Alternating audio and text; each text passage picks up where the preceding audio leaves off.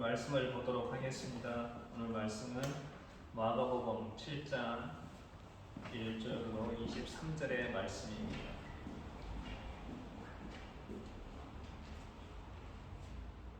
길기 때문에 저 한 절, 여러분 한 절 이렇게 교대로 읽도록 하겠습니다.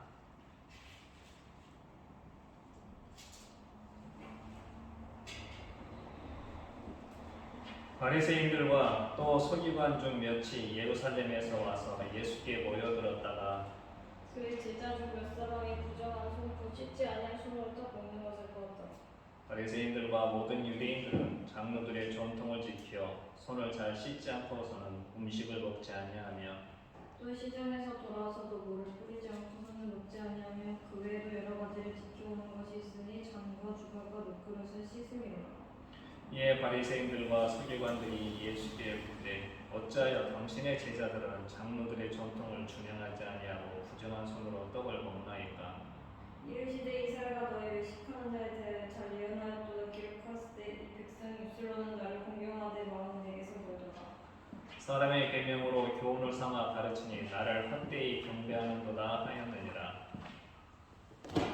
너희가 하나님의 계명은 버리고 사람의 전통을 지키느니라. 또 이르시되 너희가 너희 전통을 지키려고 하나님의 계명을 잘 저버리는도다. 모세는 내 부모를 공경하라 하고 또 아버지나 어머니를 모욕하는 자는 죽임을 당하리라 했거늘. 너희는 이르되 사람이 아버지에게나 어머니에게나 말하기를 내가 드려 유익하게 할 것이 고르반 곧 하나님께 드림이 되었다고 하기만 하면 그만이라 하고 자기 아버지나 어머니에게 다시 아무것도 하여 드리기를 허락하지 아니하냐. 너희가 전한 전통으로 하나님의 말씀을 폐하며 또 이 같은 일을 많이 행하느니라 하시고 무리를 다시 불러 이르시되 너희는 다 내 말을 듣고 깨달으라. 무엇이든지 밖에서 사람에게로 들어가는 것은 능히 사람을 더럽게 하지 못하되 사람 안에서 나오는 것이 사람을 더럽게 하는 것이니라 하시고 무리를 떠나 집으로 들어가시니 제자들이 그 비유를 묻자온데 예수께서 이르시되 너희도 이렇게 깨달음이 없느냐. 무엇이든지 밖에서 들어가는 것이 능히 사람을 더럽게 하지 못함을 알지 못하느냐. 이는 마음으로 들어가지 아니하고 배로 들어가 뒤로 나감이라. 이러므로 모든 음식물을 깨끗하다 하시니라. 또 이르시되 사람에게서 나오는 그것이 사람을 더럽게 하느니라. 속에서 곧 사람의 마음에서 나오는 것은 악한 생각 곧 음란과 도둑질과 살인과 간음과 탐욕과 악독과 속임과 음탕과 질투와 비방과 교만과 오해함이니라. 이 모든 악한 것이 다 속에서 나와서 사람을 더럽게 하느니라. 아멘.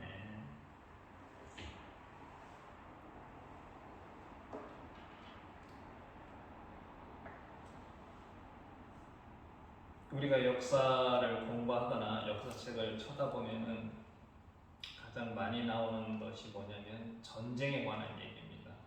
물론 다른 얘기도 있지만 전쟁이 참 많은 부분을 차지하고 사람들 기억에도 오래 남습니다.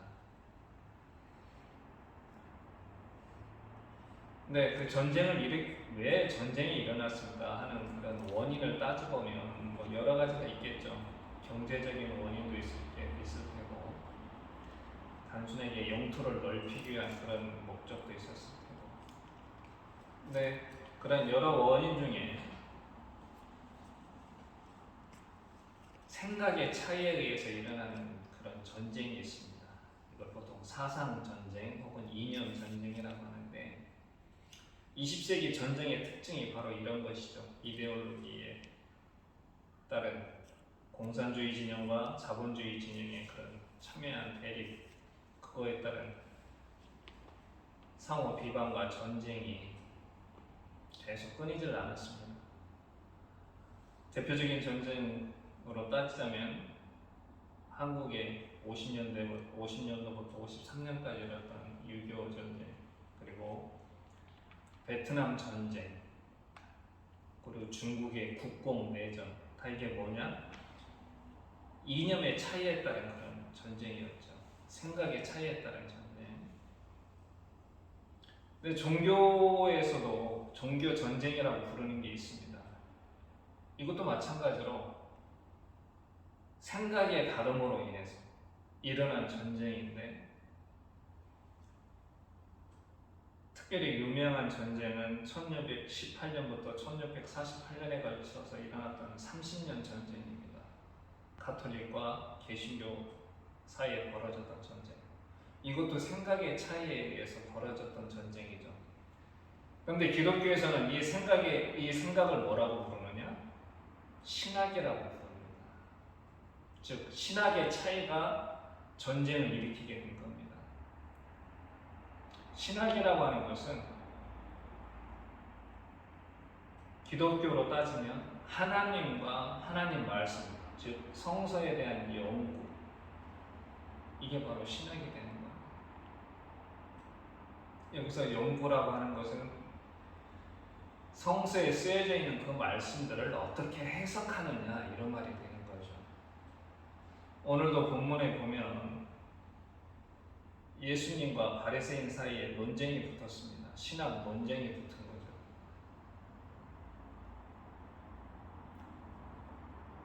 예수님 3년 공생애 내내 바로 이러한 일들이 반복이 됩니다. 그렇다면 바리새파와 예수님 사이의 신학 논쟁의 핵심은 뭐냐? 그걸 한마디로 하면 형식과 정신, 이렇게 부를 수가 있겠습니다.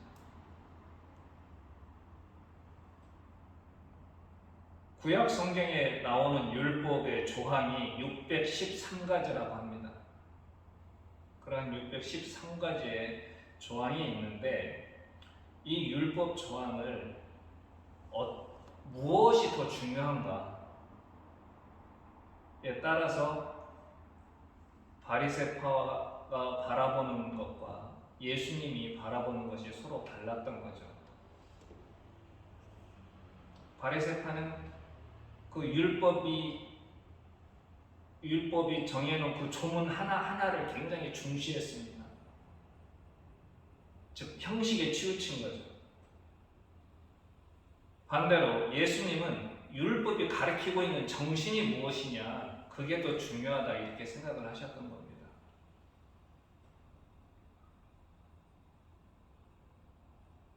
오늘도 보면 본문에 보면 너희들이 장로들의 전통으로 인해서 하나님의 계명을 버린다, 이렇게 표현을 하셨는데 어떤 거냐? 장로들이 율법 조문에 너무 신경을 쓰다 보니까 그 율법 조문을 써져 있는 대로 어떻게 하면 지킬까? 그 해석을 거듭하면서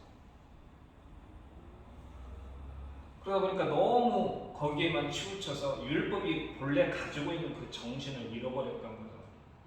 예수께서는 바로 그러한 것을 지적을 하셨던 겁니다. 대표적인 게 어떤 건가요? 안식일에 관한 겁니다.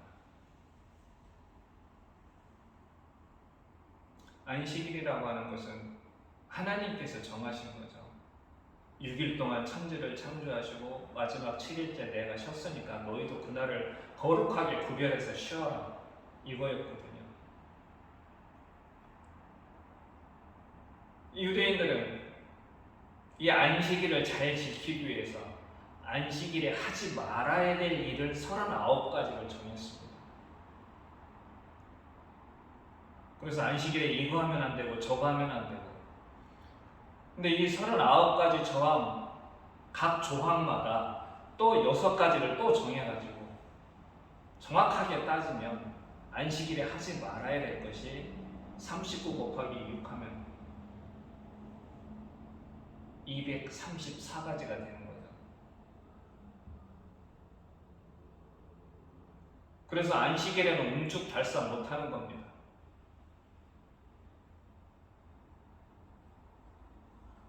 근데 하루는 예수께서 제자들과 함께 밀밭 사이를 지나가는데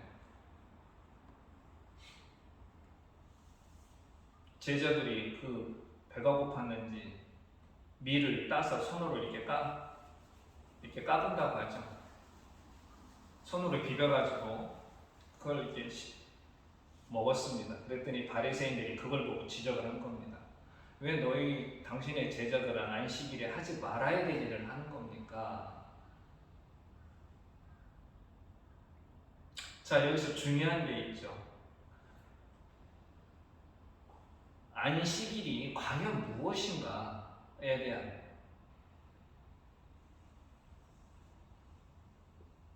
정말 안식일의 참 정신이 뭔가, 안식일을 제정한 그 목적이 무엇인가에 대한 유대인들, 특히 바리새파들은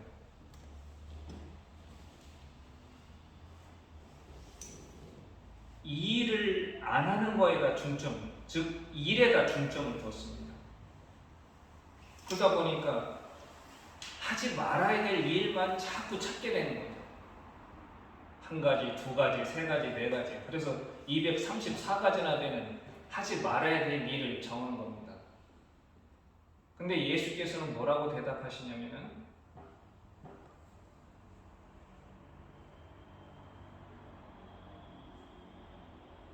안식일이 사람을 위해서 있는 거지 사람이 안식일을 위해서 있는 게 아니다 이렇게 얘기를 하시죠. 즉 안식이라고 하는 것은 글자 그대로 쉬는 겁니다. 쉬는 게 중요한 거죠.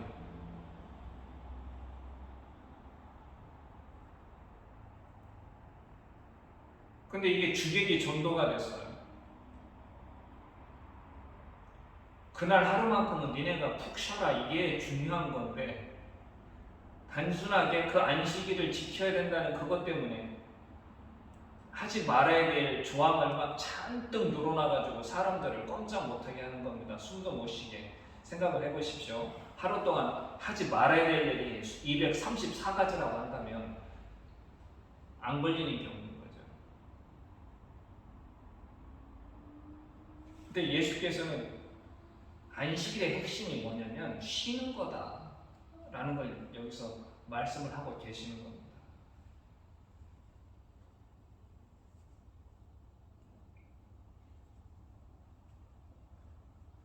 이렇듯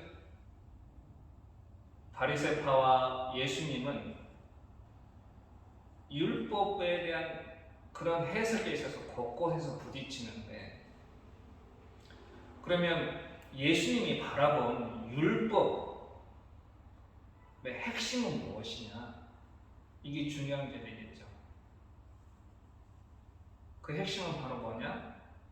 잘 알다시피 그 핵심은 바로 사랑입니다. 사랑. 하나님에 대한 사랑, 이웃에 대한 사랑. 누가복음에 보면은 교회 안 다니시는 분들도 잘 알고 있는 선한 사마리아인 비유가 나옵니다. 하루는 어떤 율법 교사가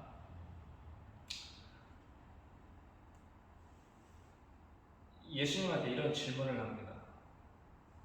선생님, 제가 어떻게 해야, 무엇을 해야 영생을 얻을 수 있습니까? 이렇게 물어보죠.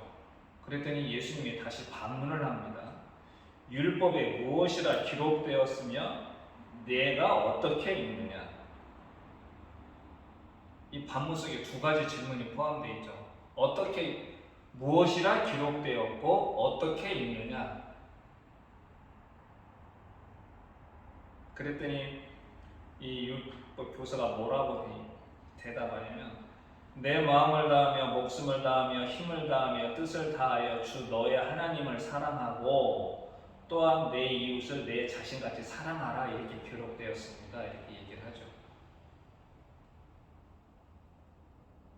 하나님을 사랑하라는 얘기는 신명기 6장 5절에 나온 얘기고 내 이웃을 내 자신같이 사랑하라고 한 얘기는 레위기 19장 18절에 나오는 말씀입니다.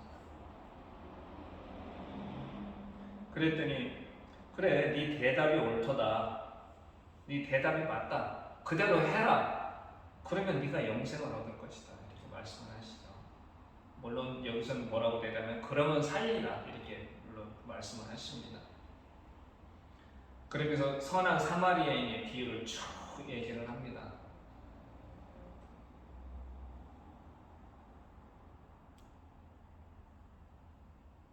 왜 선한 사마리아인의 비유를 얘기하셨냐면 이 율법 교사가 또 물어보죠. 그러면 내 이웃이 누굽니까?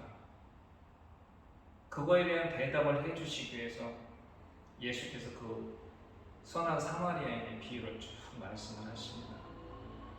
어떤 사람이 길을 가다가 강도를 만나서 거의 죽을 뻔해가지고 길 옆에 버려졌는데 거기에 세 사람이 지나가게 됩니다. 한 명은 제사장, 한 명은 레위.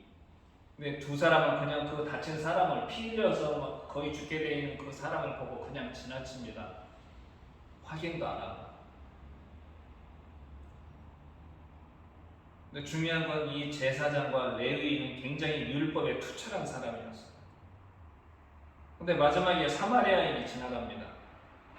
근데 이 사마리아인은 그냥 지나치지 않고 그 환자를 그 자리에서 응급처치 해가지고, 그것도 부족해서 여관에 데려다줘서 이 사람 잘 간호해라. 내가 어디 갔다 올 때는 있는데 갔다 오면 그때 부족한 돈은 다시 내가 다 지불하마. 이러면서 가죠.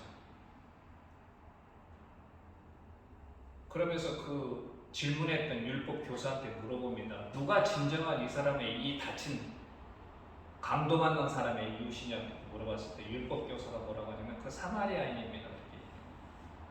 근데 이게 중요한 얘기입니다. 사마리아인은 당시 유대인들이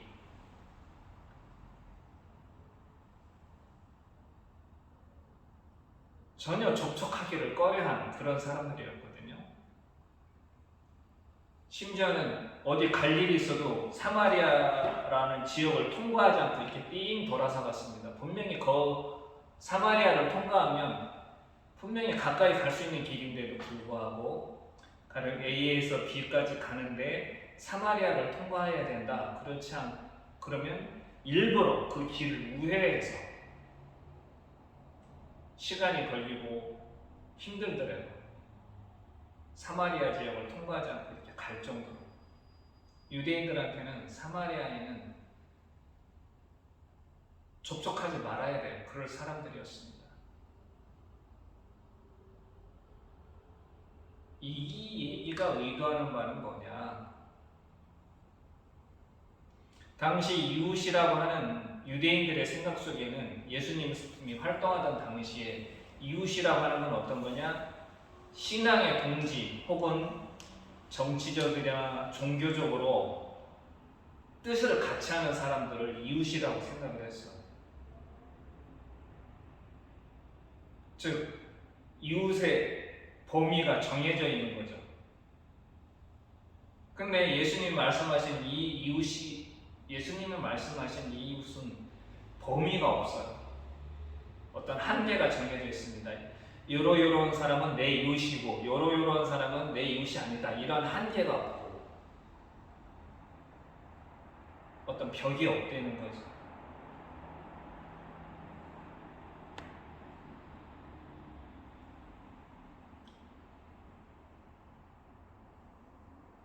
요즘 우리 사회에서 이런저런 어떤 분열된 조짐이 많이 보이는데 그 이유가 뭡니까? 편가르기 때문에 그렇죠. 편가르기.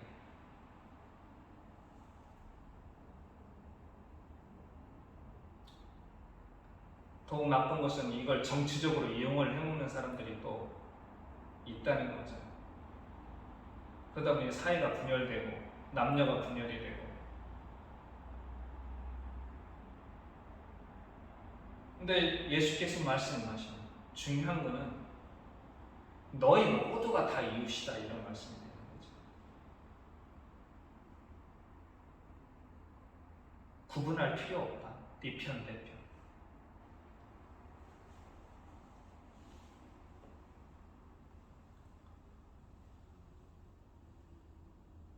그래서 오늘 말씀하시는 거에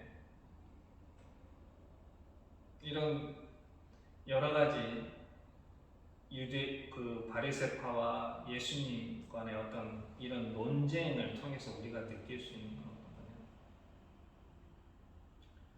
사람들이 보통 대화를 할 때 하지 말아야 될 그런 금기 사항이 있습니다. 그 두 가지가 있는데 어떤 거냐?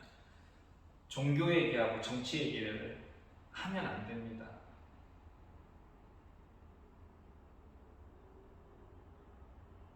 그럼 늘 싸워요. 아무리 친한 사람이라도. 나는 진보고 누구는 보수고.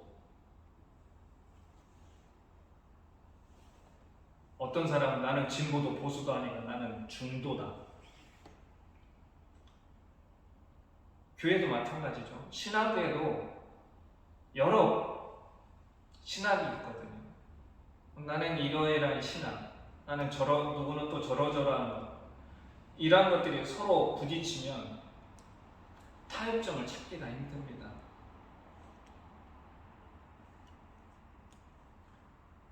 서로가 내 말이 옳고 내 주장이 옳다고 그 주장을 굽힐 생각을 안 하기 때문에 충돌이 일어날 수밖에 없는 거예요.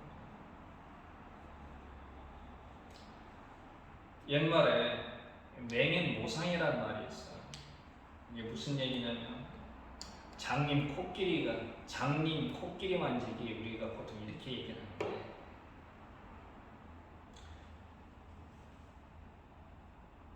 이 열반경에 나오는 얘기입니다. 어떤 장님들한테 코끼리를 만지게 했어요. 그리고 물어봅니다. 코끼리가 어떻게 생겼더냐 이렇게 물어봤더니, 어떤 사람은 다리만 만진 사람은 딱딱한 기둥같이 둥근 기둥이처럼 생겼습니다. 코를 만진 사람은 말랑말랑하고 길쭉한 게 생겼습니다.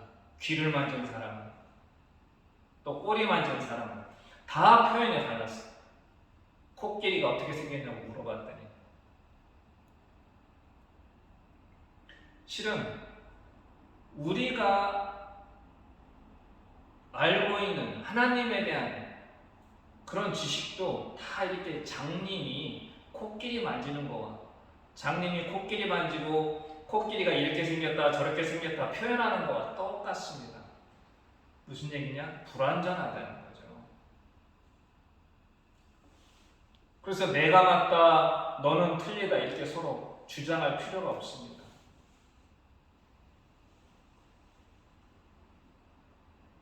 상대방의 주장을 무시할 필요도 없고, 그래서 내 주장을 강요하거나 그리고 상대방의 주장을 옳다 그러다 판단할 필요가 없는 겁니다.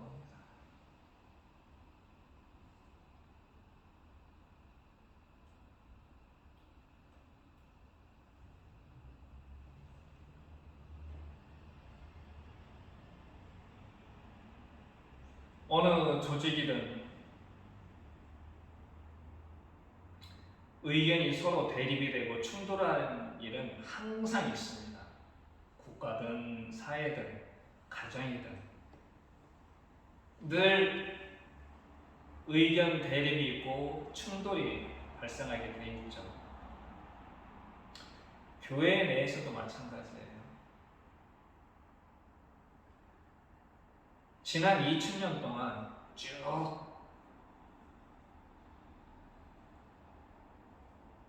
교회 내에서도 신학적인 충돌이 일어났습니다. 그래서 계속 분열이 되어 왔어요. 그걸 어떻게 하느냐? 교단이 계속 생기는 겁니다. 대한민국에 한 200 몇 개의 교단이 있다고 하는데, 그런 분열이 생기는 건 뭐냐? 내가 생각하고 있는 하나님이 맞다라고 생각하기 때문에.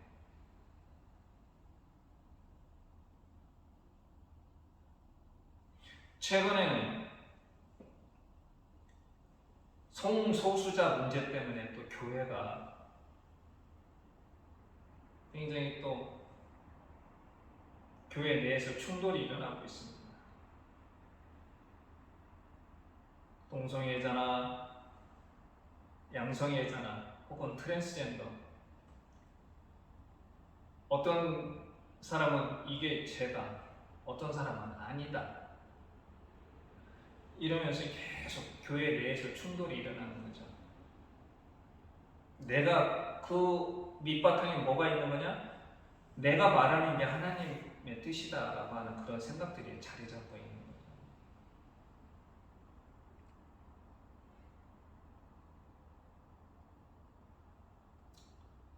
이러한 충돌이나 대립이 일어났을 때, 그러면 교회 내에서 이런 문제를 해결하는 열쇠가 필요한데, 그게 바로 보면 예수께서 말씀하신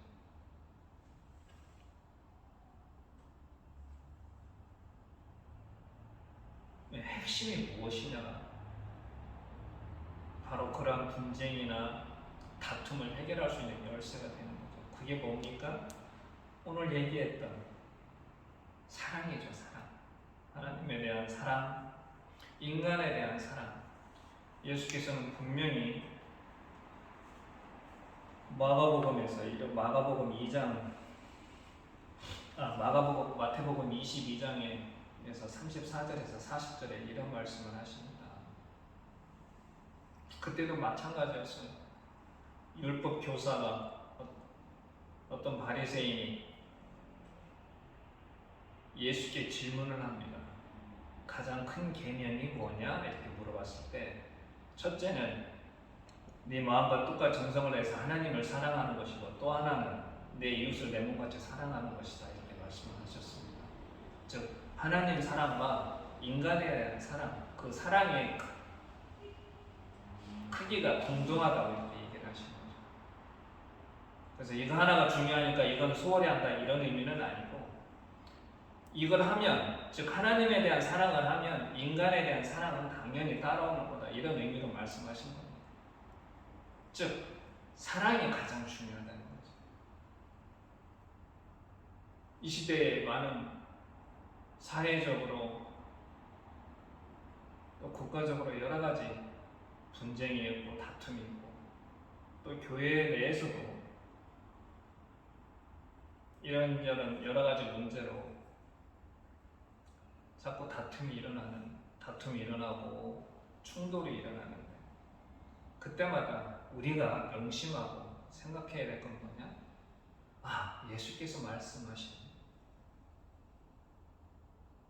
그 말씀하신 우리한테 가르쳐 주신 핵심이 무엇이냐? 이런 것들을 상기할 필요가 있습니다.